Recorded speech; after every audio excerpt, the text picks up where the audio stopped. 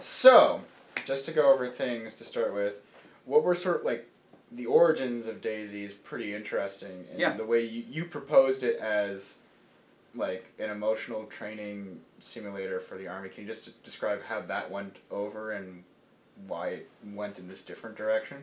Yeah, so I was, at the time, I'd just come back from doing an exchange program in Singapore where I did their officer training. So I think I'm probably one of, there's not probably many people in the world who've done officer training 3 times. So I've actually been commissioned twice, once as an Army officer and once as an Air Force officer. And I did the New Zealand Army officer training and the Singapore officer training. So I did a lot of training. Yeah. So I came back and I'd realised that, as we were saying last night, I realised that in the 10 years between when I did my Air Force officer training and my Army officer training, they had changed nothing. So it was a response to that, not necessarily like, was it after playing Arma that you thought it would be a... Yeah, well, there's the military uses, a lot of militaries, in fact the US Marine Corps just signed a contract to use, it's called Virtual Battle Space, which is the military variant of the Arma engine, run by a separate company called BI Sims. And it's a very powerful tool. I guess I just used Arma 2 because I'm familiar with it, but VBS actually has a whole bunch more features to it, so it's even bigger, and the New Zealand Army already had its VBS licenses. Oh, okay. But I was using Arma 2 mainly just because I was most familiar with it. But what was their response to it that ultimately... Oh, well, there were a bunch of people in the Army who were like, wow, this is something we want to be doing. And certainly their simulation team were as well, and once I finished initially I was only going to work on contract with Bohemia for October and then return to the Army. I'm technically still in the Army at the moment. But then there were other people, like the Armies are so slow to change. They don't change unless they need to. So, and unfortunately, I tend to find unless some colonel comes up with the decision himself, he's probably not going to run with it unless he's a really forward-seeing colonel. And you need, it's rock, paper, rank in the military. So when it was let go of, you decided to just roll with the zombie thing instead? Yeah, well, I think I realised it was going to take me an entire career to try and pitch it inside the Army and try and find, I wasn't necessarily winning any competitions with rank, a 30-year-old second lieutenant. It's kind of not going anywhere. So when you began down the path of turning into what would become DayZ, did you have any idea of what the scale was going to be? Did you have any idea it would reach this sort of level? Not the numbers that it did. I knew it was going to be big within the Arma community, because it was the first time that someone had really done something persistent. And so I thought it had something really compelling in there, but no one ever expected a mainstream crossover. I don't think you can find one person in the world who would ever expect that a mod for Arma 2 would make a mainstream crossover. Even a really popular mod like the... it was in Battlefield, the Project Reality. So Battlefield, the Project Reality team switched to using Arma. I think even people never expected that would be able to achieve a mainstream crossover, let alone some random zombie mod from New Zealand. Yeah. And was after that, did Bohemia contact you, or? Well, I was already working for them. Oh, okay. And I'd approached Ivan Buchka, one of the developers who's in prison in Greece at the moment. But he was the one that got me to come to the Czech Republic to work on Arma 3 as a multiplayer designer. And so I'd actually said to them, because I was only working as a contractor, just as a courtesy, I said, hey, look, I'm releasing this mod, just letting you know. And then it started to take off, and there were some early indications that it was going to be crazy. But I still remember the moment that I thought 600 concurrent users. I was like, we're going to peak at 600 concurrent users. I was mentally preparing myself. I was like, come on, we're going to peak. I think we peaked at 92,000 concurrent users, which is like bigger than a lot of AAA titles. I can't remember how many EVE Online does concurrents. But yeah, that's a very high concurrent user number. And that was after you opened up the servers to... Yeah. And in fact, we don't know how many concurrent users we have nowadays because private hives, the private servers, those stats aren't recorded. You mentioned during your presentation that when you opened up the European servers, it turned into hell on earth. Can you describe to me like what your reaction to that and what was this hell on earth? Yeah, well, part of the problem was everyone spawned in the same location at that point. And on the New Zealand server, it was never really a problem. which is curious. And then I guess the people that were the early adopters of it, they were the people who wanted a more cooperative environment, but that was open world and free will. Whereas then later on, people came in who had some different ideas about it, and they brought different contexts and different cultures. It really was carnage. It got so serious that we shut down the Russian servers, because people were spawn killing simply to get Makarov mags, or it might have been revolver at the time, revolver mags, just to kill more people, or they were killing people just to get a bandage. So people would spawn, bam, they'd kill them, and it was putting pressure on the central server because there was so many deaths going on.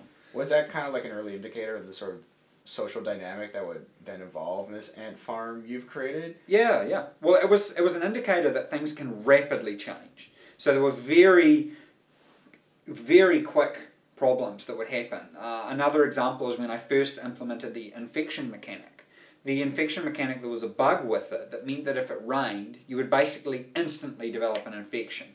There was one server, by random chance, that happened to have a bad storm going on it when we first released that patch, and it was US 4, I think. And 1,000 people, roughly 1,000 people initially caught the infection. Or maybe it was, I guess it would have been about 50 or 6 people initially caught the infection on that server. The first thing they did was quit the server because they realised what was happening, joined another server, and that's where we got an initial wave of like 1,000 people were infected. And then it rapidly ballooned within the space of about 30 or 40 minutes to like, 20,000 people, and then within a few hours we had even more, and those people all died. So it all stemmed from this one server. So it's amazing how these rapid things can spread through. What are your favorite things to see? Like, what do you think is the most interesting that has developed out of the way people act in this world you've made? I think an interesting thing is the developments of what I call the player heroes. So these aren't mechanics that we've added or anything like that, but certain players have developed as these kind of heroes. And the classic one is Dr. Wasteland. You know, there's been some very good game journalism written about him as well. And he's become it's not a celebrity, it's a hero, you know, in the game that's kind of become part of the lore of it. And same with the Black Widow, this chick who would go to the church in Cherno and then lure guys over voice chat, say, oh, help me, I need help, and then kill them when they come in. And I think that's fascinating. Like, I just think that's a really awesome component of the game. How do you play? You mentioned you've only killed one person ever, so why did you make that decision, and how do you play now? Yeah, well, I like to think of myself as more like Dale in The Walking Dead, right? So I want DayZ to be this world that is really hard and really awful, but where I am a good character, fundamentally good character, even means if I die more often. And I enjoy that, and I enjoy the challenge of it. It's very difficult, very harsh, and things like that. So that's totally how I play. I only really will fire warning shots to people, or a couple of times I've shot someone in the leg and then ended up bandaging them and stuff like that. Making them drop their weapon, bandaging them, and giving them morphine to repair their legs, and then sending them on their way. So you're no angel, you're... Well, I think I am, because like I would repair them, you know, so I'd repair their legs. So. But what was your reaction to killing someone? You didn't like it, right? No. So, yeah, escorting these noobs from the Cherno church, I said, look guys, you know, you need to get away. They were hanging out in the church in Cherno and then typing on voice chat, telling everyone where they were, and I was like, you guys need to get out of here. So I was escorting them to the southern airfield, and we saw another player running around the hangars at the southern airfield, and we yelled out to him and said, friendly. He looked at us and then started hightailing it off in the hills. And so I fired a couple of warning shots to send him on his way, but I don't know why. I carried on firing. It's just like maybe morbid curiosity. And then all of a sudden I saw him fall over and such is killed. And I was like shocked. And one of the noobs goes, wow, you killed him. And it was even the way he said it. Like, he was like, wow, you killed him. But I felt awful about it at the same time. So it was really... I thought about it for days, and I guess I'm not so worried about it now, but at the time it definitely had an emotional reaction to me. I wanted to know why I did it. Like, that guy could have been playing for, 20 hours or whatever, and I just killed him for no reason at all. Like, he was no threat, and that wasn't the kind of player I thought I was. You've worked as a producer on commercial releases before, but what is it like to transition something that wasn't meant for such a scale release and now transforming it? What is been surprising? What's been difficult? What's been fantastic? I guess the fantastic thing for me is that I was there when, right at the first time when it was literally just an idea. Just one guy's idea. I was, that was me. I was right there, and then it became this big thing that's way larger than me.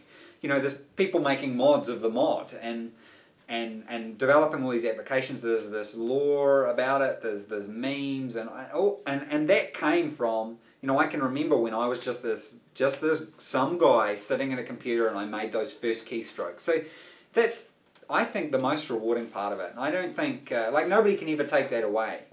It's not like money or anything like that, or fame or fortune. That is something that fundamentally creating something that then takes on a life of its own.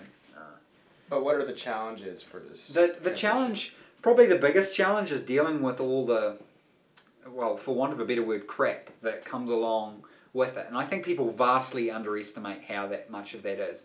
Dealing with people saying you can't trademark it, it's too similar to our trademark, or people doing this or that thing and suing, and people getting upset over this. People who were originally working, and maybe I paid them to do a little bit of work, but suddenly their demands become really big. And then second guessing myself as well and saying, well, did the contracts I signed, are they sensible? Did I make a mistake? And should I have done this? And so there's a lot of second guessing that goes on, and that really takes nearly all the enjoyment out of the development when you do that. I think certainly it's really rewarding to be able to be honest during game development, not like when I was with a console where you would never say anything about the game that you were developing, and you had PR departments to handle their PR and marketing strategies. And do you have any plans after the release, or are you not even thinking that far ahead? Oh, definitely. I've got ideas. I have a couple of games that I really want to make. I don't think they're going to be as successful as DayZ. I don't think, in terms of studying how other game designers have gone on, I don't think I'll ever have the same kind of success. So I need to make this count. But that's okay with me. I think I just want to make some games that I want. I hope that DayZ gives me the independence so that I can choose how I develop and not have to be beholden to a publisher or even a development company, so that I can just do what I feel's right and what I want to play. You seem to be very fond of a certain kind of difficult game that encourages experimentation, discovering things on your own. What do you think best exemplify those types of games, and are there any near misses that come to mind that nearly was that kind of experience for you but lacked in certain departments? Well, I think even further than that, I think Journey got it. They hit the nail on the head. It's maybe not quite as adult as I like, but I think that it's just a very compelling experience. And I think The Walking Dead, the episodic content, that has some really good examples of adult themes and things like that. Minecraft I really enjoyed for the freedom, but again it didn't quite have that hardcore, even the hardcore mode isn't hardcore enough for me. Yeah, I really want to go into the survival type stuff, but maybe even a little bit more niche than what I'm doing now. I'm really interested in mountaineering, so I want to see how I can work that next. Actually, yeah, I believe you mentioned sometime before that you have ambitions to climb Everest. Yeah, so I'm all booked. I'm doing that. I start on 1st of April next year. Really? Are you excited for that? I am, yeah. Was that always a goal for you at some point? It was when I was younger, but it's funny because just at the time when I decided that money didn't matter in my life, I'd finally paid off the last of my debt. When I re-enlisted in the army, I decided I was just going to make decisions based on things that were fun. Literally, exactly at that point in time when I decided that I didn't care about anything else, I was just going to chill. I financially was doing a very stupid thing when I moved to the Czech Republic, because their salaries there are much lower and things like that. So it's really hilarious how it works out. Just at that time was when suddenly I get access, the ability to do these things that I'd written off. So Yeah, that was something I'd always wanted to do. 2014, I'm planning either a North Pole or South Pole expedition where I'm going to walk the whole way. Do you think any of those experiences will funnel into something you make? Oh, I definitely. Well, that's my plan, so I want to head in that direction. Maybe there's a genre for these kind of survival games. I don't think that these... me going with these games, I don't think they will be as popular as DayZ, but then I probably would have said the same thing about DayZ too, so you just don't know. I think as long as you know, a game for me hit around 300,000 sales, I'd be totally happy with that. You seem to be, one of the big changes that you talk a lot about is integrating narrative within there, but you also seem to want to balance it so that there exists a narrative, but you're still not holding anyone's hand with that. So are there any challenges in that? Because that seems to be one of the biggest and most ambitious additions to the world of DayZ. Yeah, well I think when you're successful as a designer, a certain amount of ego starts flowing in. And I think the dangerous thing there is you can start thinking that you're good at everything. And I don't think I'm necessarily a good storyteller. I think sometimes I can craft interesting, very specific kinds of stories, but I think it would be a big mistake for me to go and lump a bunch of story in DayZ, or even to go out and find a writer and lump a bunch in. Because that's not what DayZ is. It's, you know, DayZ is your story. So we want a narrative for the world because that gives your world some believability. And the virus is very crucial to that. I think the reasons why the zombies act in the way they do, like, why do zombies attack you and not each other? Why do zombies attack you and not animals? Or maybe they should attack animals. How can zombies survive? You know, don't they get sick? Don't they get, you know, gangrene and stuff like that? And so these are important issues that have to be addressed by the virus, and that's why my brother's involved with the project. Because I feel like they're important for immersion and believability. But beyond that, actually starting to go and build a narrative, I think it would be very easy, and it's a slippery slope for a designer when you start destroying your open world with this crazy story. You know, I've seen it happen to plenty of movies and plenty of games as well. Just they get too self-important about why they're good. What existing zombie narratives, be it film or comic or novel, really capture you? What was like the first zombie film that really caught your attention? Yeah, I guess I really like the, you know, the 28 Days Later series, parts of it. The first 15 minutes of 28 Weeks Later, loved it. Like, because there's terrible betrayal, and there's terror, and all these different things, and the worlds of that guy is completely shattered at the start, and then he tries and moves on. So, I really liked that. Like, that resonated with me. That felt kind of like real life. I also really liked Rec, the Spanish film. The first one, to a lesser extent, the second one. I didn't like Quarantine, for obvious reasons, which is just the US studio remake of it. Again, because it provided some real context to it. You saw the world's response to it, which was just, you know, like cutting off the building and stuff like that. So I like those kind of little touches in it.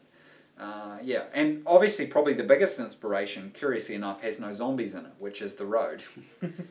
Well, I think that's more of like the sort of gritty brutalness that you seem to be very fond of. And last night we were talking to each other and you mentioned that you really loved the beginning of Alien 3. Oh, hands down. Just because it shatters everything. Yeah. And should we expect any of that in DayZ? Yes, yeah, like I kind of, in fact I wanted to get a t-shirt made that had accessibility and then a big like cross through it. Because I'm in this really anti-accessibility phase now. In fact I would prefer DayZ to be inaccessible.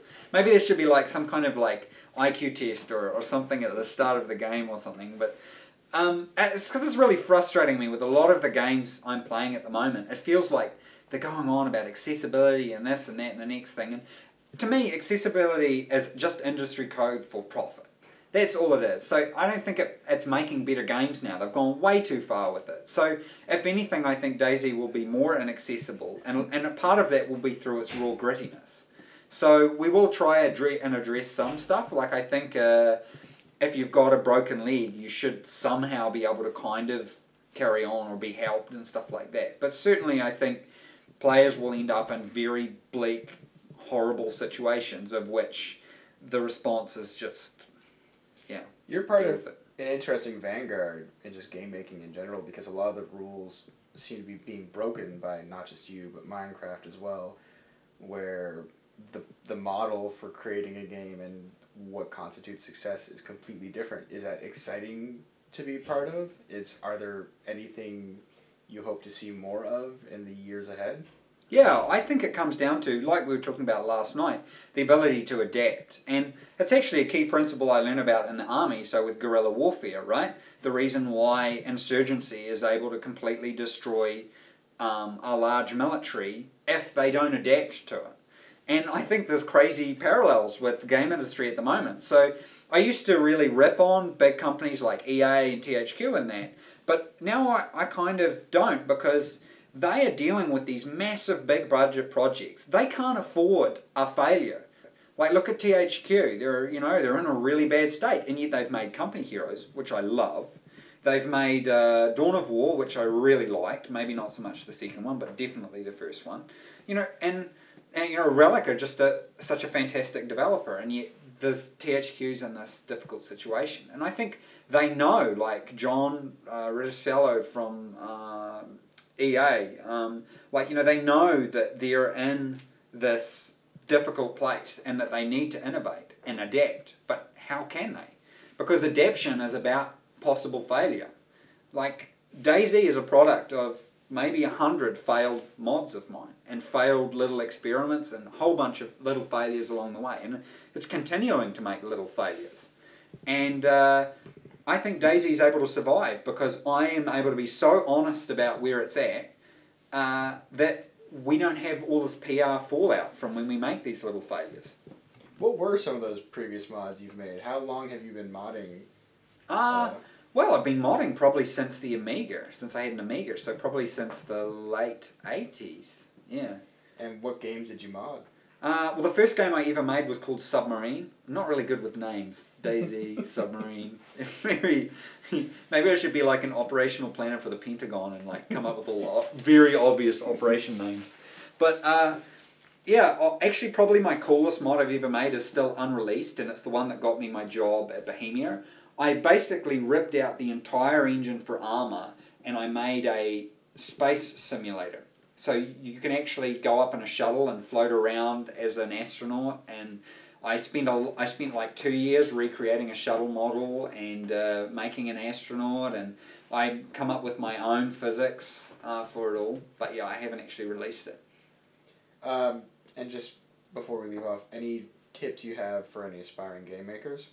Yeah, I think modding is a really strong way to get in because you get this exposure to everything, and I think design is in a really screwed up place at the moment because a lot of people try and get into design right, and they have to start as like a maybe tester or even a level designer and that, and they really get lumped. It's very hard for them to cut their teeth, and they end up focusing on the science of design, whereas I think actually a good designer knows how to create an art asset, knows how to write some code, knows how the graphic engine works, even knows a bit about PR, about talking, about selling their idea and that kind of stuff. So I think the designer has to be an all-rounder, and it kind of feels like me that maybe we're returning to the days where the awesome games are made by a couple of people, like the David Barabin and Ian Bowell combos. Like, I don't know, it's too early to tell, but I would really hope that we're heading for that, because then maybe we start to see some games like Elite, I want to see the next Elite created in modern times.